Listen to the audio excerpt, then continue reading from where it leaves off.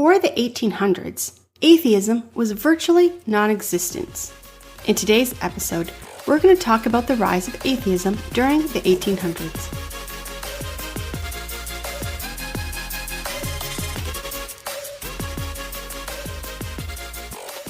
Welcome back to the Church History Podcast. I'm your host, Laura Lee Siemens.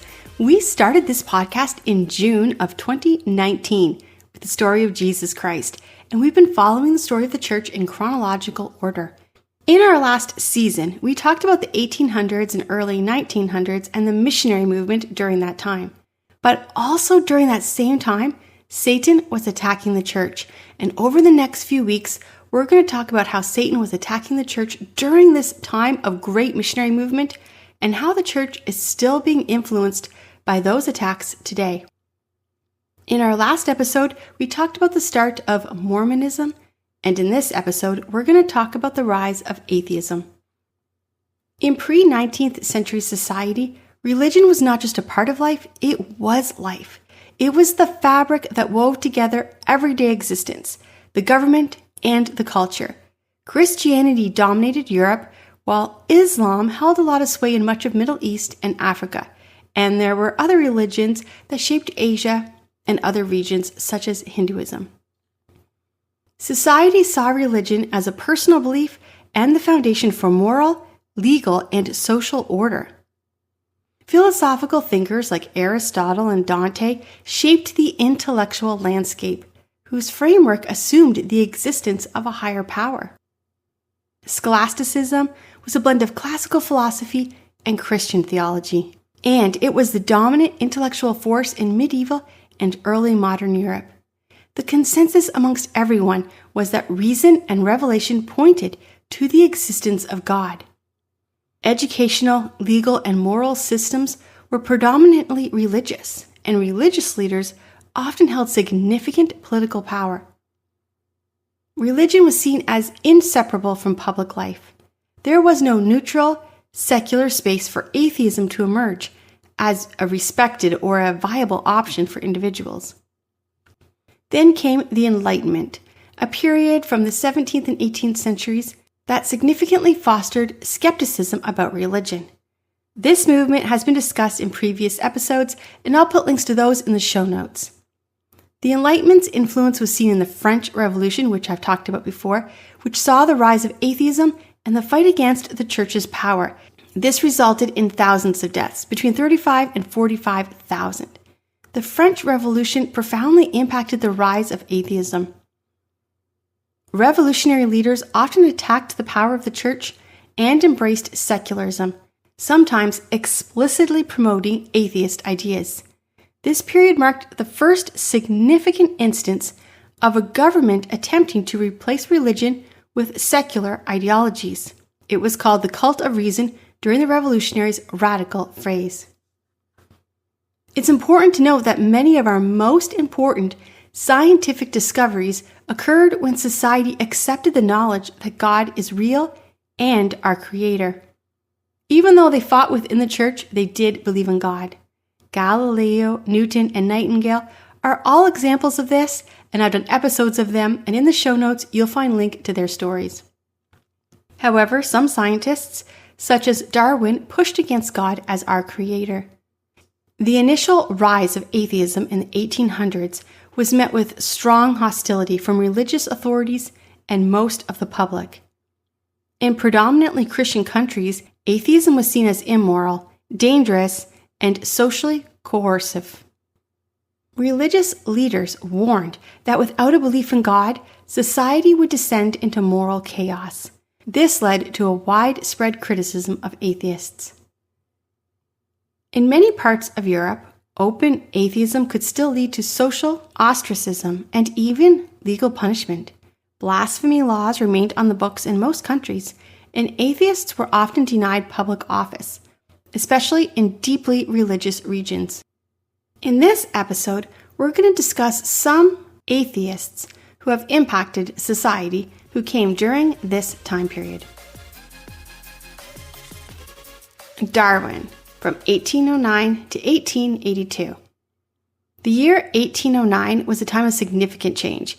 Great Britain signed a treaty ending the Anglo-Turkish War, and agreed to fight alongside the Turks against the French. In America, James Madison was sworn in as the 4th President of the United States. The Napoleon Wars were in full force. Another child was born at that same time who would shape history. His name was Darwin. Our story begins before the birth of our main character with a man named Erasmus. Erasmus was a well-known doctor in England during the late 1700s. He loved science, literature, and social reform, but he held many controversial beliefs for his time. As a deist, Erasmus believed in God, but rejected the idea that the Bible was divinely inspired. He didn't believe that God actively cared for or intervened in the world, and he rejected the notion of creation. He wrote his theories on how the world came into being. Erasmus' ideas were not accepted, and he died with no recognition. But his grandson, who would grow up reading his writings, would change the world. Erasmus had a son named Robert, who followed in his father's footsteps and became a doctor. Unlike his father, Robert was an atheist who didn't believe in God at all. Still, Robert was highly successful and provided everything his wife, Susanna, could ever request. Together, they had a son they named Charles. Although Robert was an atheist, he cared deeply about his social standing. And during this period, many churches acted more like social clubs than places of worship. Robert took young Charles to the Church of England to be christened in order to maintain his image. Meanwhile, Susanna was a Unitarian, and she held different beliefs. She believed in God, but rejected the Trinity, seeing God the Father, the Holy Spirit, and Jesus as one being and one person. When Charles was 8, he was sent to a Unitarian school, where he thrived in science and he enjoyed his education. The school was run by a preacher and had some Christian influence on Charles' early life. However, tragedy struck the following summer when his mother died suddenly. Charles' older siblings took over his care and brought him to church, but they left the Unitarian faith and began attending the Church of England. Charles' life changed again when he was sent to grammar school, where he was taught theology and about God. He absorbed knowledge, but he never took it to heart. He knew all the correct answers, but he never really accepted them. He began following the same path laid out for him by his father and grandfather, both when it comes to atheism and becoming a doctor.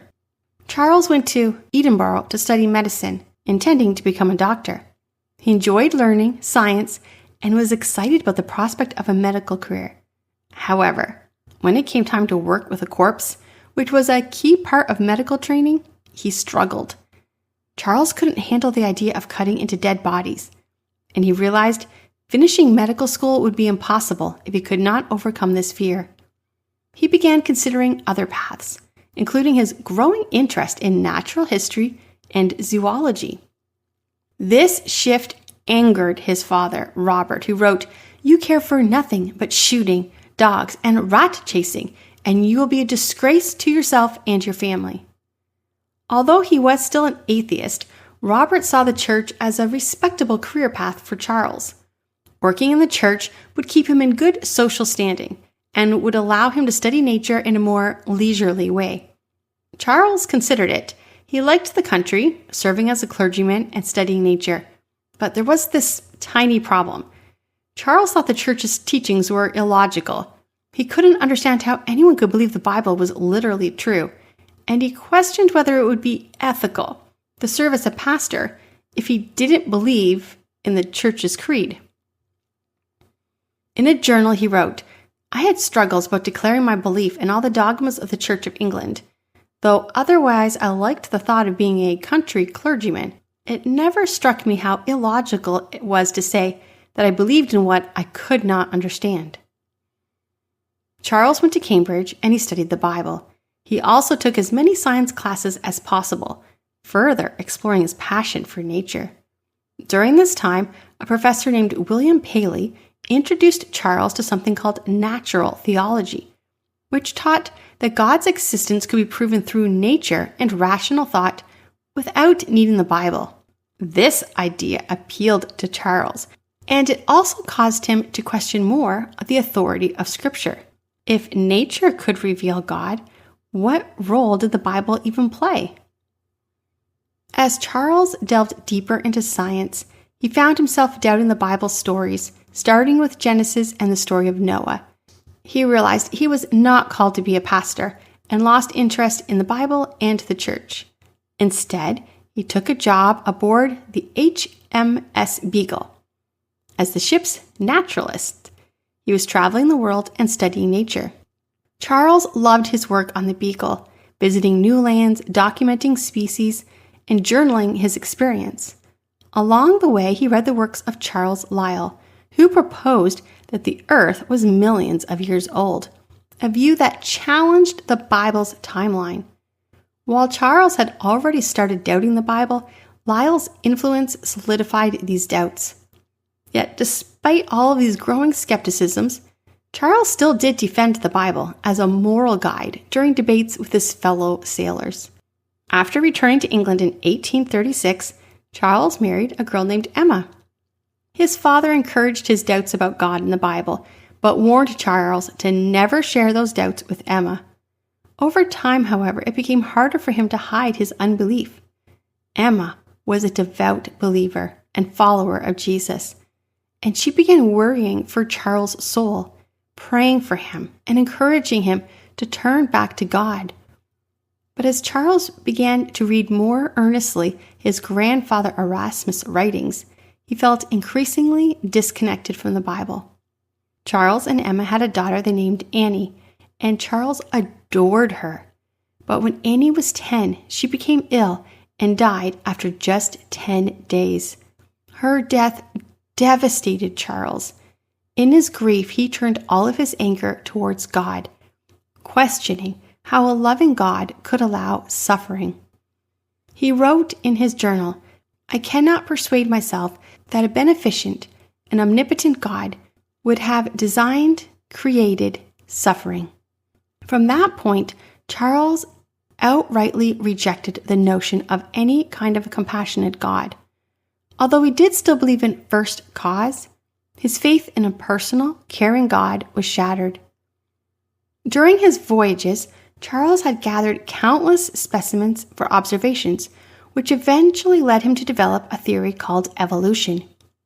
He noted that animals, like the finches he studied on the Galapagos Islands, adapted to their environment over time. While he could observe minor changes within species, Charles made the leap to propose that one species could eventually evolve into an entirely new one, a theory that could not be directly observed. Not at the time of Charles, and not even today. It has never been observed, and it is still only a theory. In 1859, Charles published a book on the origin of species, where he argued that humans, like animals, evolved over time. In fact, while most people know the book as being called The Origin of Species, the book was actually entitled On the Origin of Species by Means of Natural Selection or the Preservation of Favored Races in the Struggle for Life. Charles wrote that civilized races, like European gentlemen, were more evolved than others, and he placed indigenous people on the lowest end of the scale. This dangerous idea later fueled the racist ideologies for eugenics, slavery based on race, and genocide. While Darwin's theories gained widespread acceptance, they also had very dark consequences. His ideas of evolution provided justifications for eugenics, race-based slavery, and the dehumanization of entire populations. People began to believe that less evolved races were inferior, which led to horrible things like forced sterilizations and genocides of the 20th centuries. There are some stories that suggest Darwin may have turned back to faith at the very end of his life, particularly one story told by someone named Lady Hope, who claimed he expressed regret over his entire belief system. However, this story remains highly debated and it does lack evidence. Ultimately, Darwin's story is one of a man deeply torn between faith and reason, a man whose ideas shaped the world in profound and tragic ways, and is still influencing the church today. In fact, many churches tried to merge Darwin's theories and creation. Our next story is a story of Robert G. Ingersoll. Robert Ingersoll is known as the Great Agnostic, and he was born in New York in 1833 to a very deeply religious home. His father, John Ingersoll, was a Congregationalist pastor who held abolitionist views and was known for his association with the famous revival preacher Charles G. Finney. The family frequently moved because John Ingersoll held radical opinions, which clashed with all of the conservative religious communities where they lived. Robert's childhood Christian experience was surrounded by controversy and fighting, and that's important to note. The teachings of Christianity surrounded young Robert, but as he grew older, he began to question the doctrines of his upbringing. Raised in a pastor's home, he had a first-hand view of all the inner workings of Christian ministry. He saw the fighting, he saw the backstabbing, and the difficulties. Unlike his father, who had a deep commitment to his faith, Robert felt at odds with the religious environment he was raised in. The tensions he was raised in eventually led him to reject Christianity belief he had grown up with, possibly as a form of rebellion against the strict upbringing of his family. As he entered adulthood, Ingersoll became increasingly outspoken about his disbelief in Christianity. He particularly rejected the doctrine of hell, which he deemed as cruel. His fierce advocacy marked his rise to prominence as a public speaker and lawyer for agnosticism and criticism of any form of organized religion. He was extremely eloquent, and his wit won him many admirers, and his refusal to hide his agnostic belief hindered his political career, and it limited his potential to hold higher office, even though he was extremely popular. Ingersoll's impact on American society was profound, especially in his bold challenges to religion orthodox. Most of the speeches he gave were against religious theology, particularly hell and the authority of the Bible, and this sparked widespread debate and earned him followers and critics.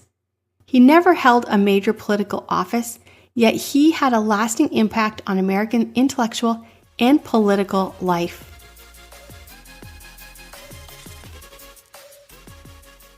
The third person we're going to talk about is Karl Marx. On May 5, 1818, Heinrich and Harriet welcomed a son into the world. The baby was born in the Kingdom of Prussia, and his name was Karl. Heinrich and Harriet were Jewish, but they converted to Christianity just before Karl's birth. This was very significant for the couple.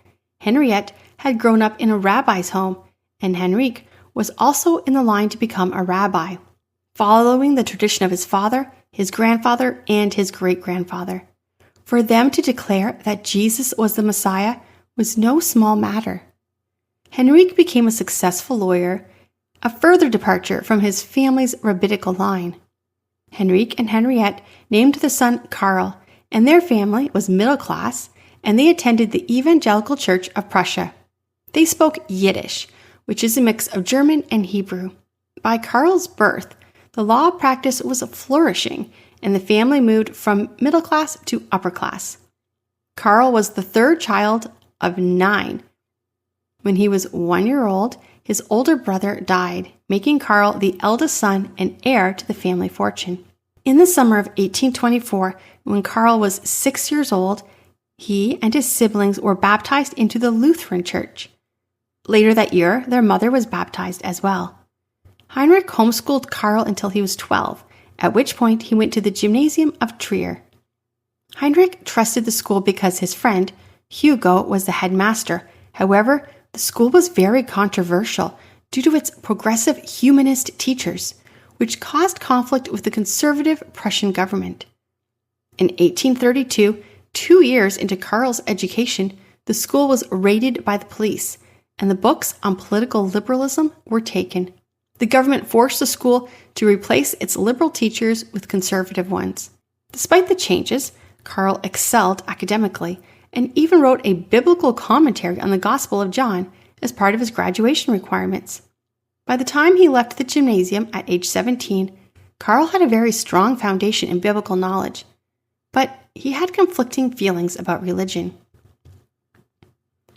His family's controversial conversion to Christianity, coupled with a forced religious education at school, left him questioning faith. That same year, Karl faced a decision about military service. At 18, he was expected to join the army, but due to his poor health, he got an exception. And during this time, Karl visited the University of Bonn, where he wanted to study philosophy and literature. His father, however, had different plans. Henrik believed philosophy was useless and insisted that Karl study law in order to secure a prosperous future. Reluctantly, Karl abandoned his dreams and at 18 was excused from military service and sent to Berlin to study law. His time in Berlin was a turning point in his life.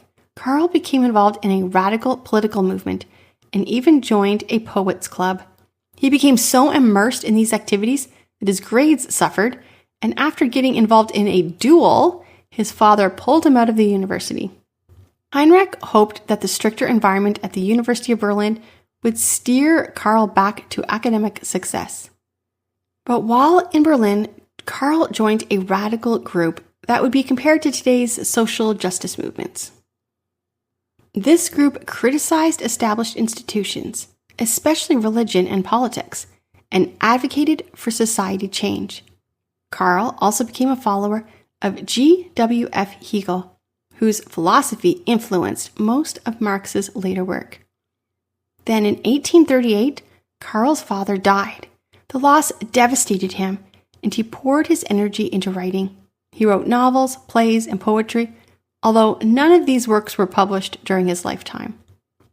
While he struggled to gain recognition as a writer, Karl continued to study, learning English and Italian, and developing a deep interest in art and history. He also became romantically involved with a girl named Jenny, a childhood friend from an aristocratic family. Jenny was wealthy, well-educated, and engaged to a nobleman. However, she broke off the engagement in order to be with Karl, despite his lower social standing. Initially, her family, particularly her father, Ludwig von Westphalen, disapproved of the match. But over time, Karl won Ludwig's approval and the couple became engaged. Karl continued his education, completing his doctoral thesis in 1841. His work argued that theology should give way to philosophy, signaling his rejection of Christianity. He also denounced English oligarchy and claimed the church was its twin sister.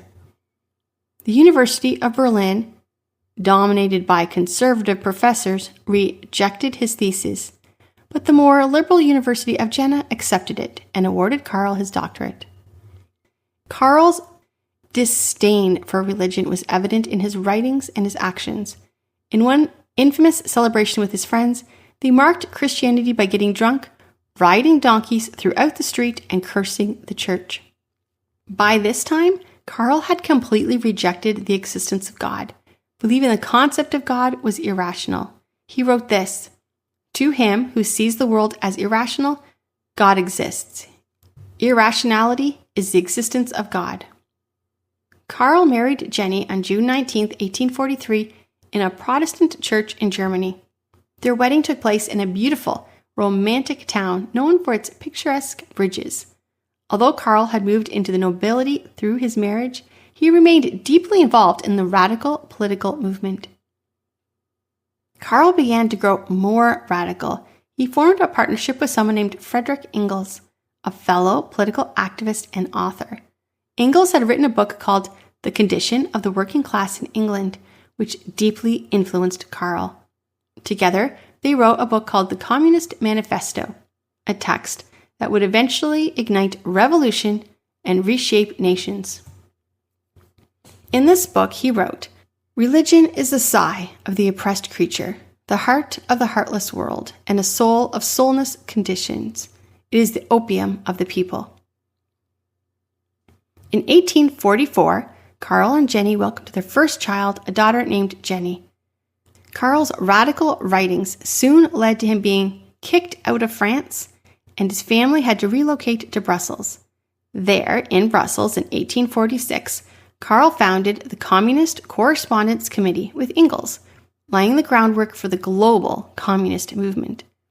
By 1847, they were giving lectures to factory workers, rallying them with the cry, "Workers of the world, unite." This was the beginning of the Communist Revolution. The following year, the French Revolution erupted. Karl returned to France. He began distributing pamphlets entitled The Class Struggles in France, in which he called for the overthrow of the establishment of the dictatorship of the working class. It was during this time that the Communist Manifesto was officially published. Karl Marx was known for his lack of personal hygiene. He completely neglected basic cleanliness, including bathing. His aversion to personal grooming was well known among his peers and even his household. Karl spent long hours writing and working in his study, and allowed his personal appearance to deteriorate as he focused on his intellectual pursuits.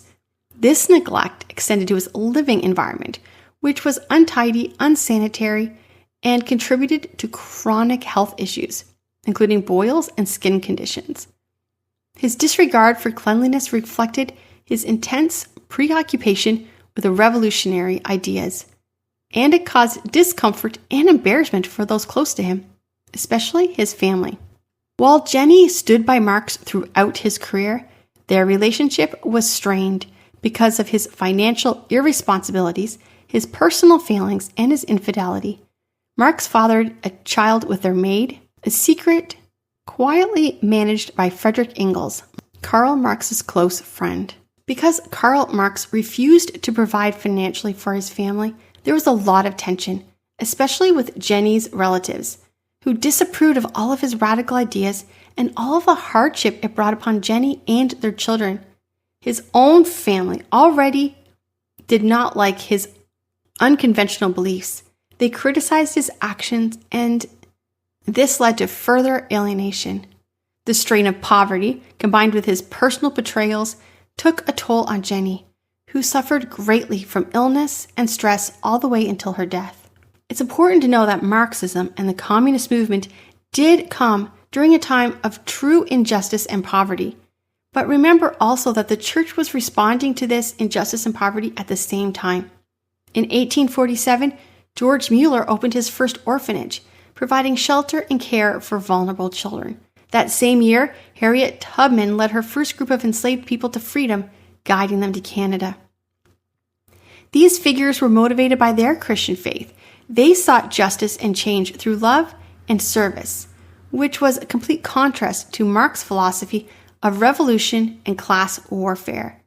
In the years that followed, revolutions broke out across Europe. Marx's radical writings made him a target, and he was kicked out of Germany, France, United States, and eventually he settled in London. By this time, Karl Marx had become notorious for his personal habits. He was known as a filthy, disgusting man. His philosophy preached that factories were evil and that power should belong to the workers, not the owners. Ironically, Marx's own wealth, which fueled his writings and political activism, came from capitalism. It was his inheritance from his father's work. In June 24, 1855, Karl witnessed a mass protest in Hyde Park, London, where over 200,000 people gathered in opposition to the Sunday Trading Bill, which would have prohibited shopping on Sundays. This protest, which was marked by anger and chaos, was one of many that followed, and it highlighted the rising tension between the working class and the ruling elite. Marx's ideas continued to spread. In 1861, the American Civil War began, and 3 years after the American Civil War started, Marx founded the International Working Man's Association, the first international communist organization. From 1861 to 1875, he published 4 works, although ironically, none of them could have been possible without capitalistic funding. In 1881, Karl's wife Jenny died, and 2 years later, Karl himself passed away. His philosophy, combined with elements of history, economics, and politics, demanded that people view themselves as victims of an unjust system. His teachings paved the way for the formation of the Communist Party and the rise of leaders like Lenin and Stalin, who were responsible for millions of deaths. Communism has produced the greatest carnage in human history, killing more than 100 million people in just the last century. Marx's ideas gained traction due to real, true social inequalities.